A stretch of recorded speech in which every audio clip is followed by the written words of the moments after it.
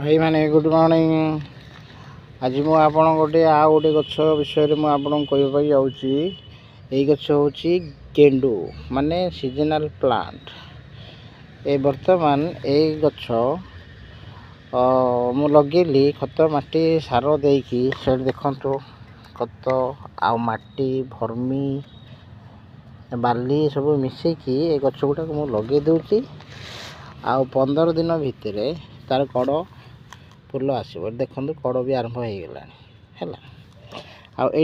बड़ से बड़ गेंडू यहाँ माने आमर जोटा इनका इनका गेंडू कहे ये सीजनल प्लांट केवल जनवरी फेब्रुआरी 3 मास डिसेम्बर जनवरी फेब्रुआरी 3 मास जाए ये फुल रपर यार सीजन पलैब।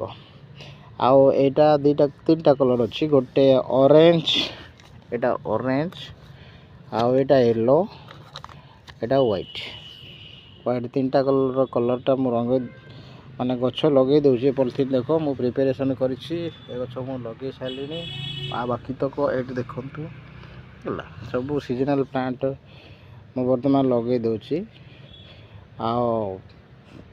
आसे माने जनवरी फास्ट बेलू एगुड़ा सब फुल हो पूरा मेंचा मेंचा हो फुल माने बहुत आकर्षित कर। Thank you.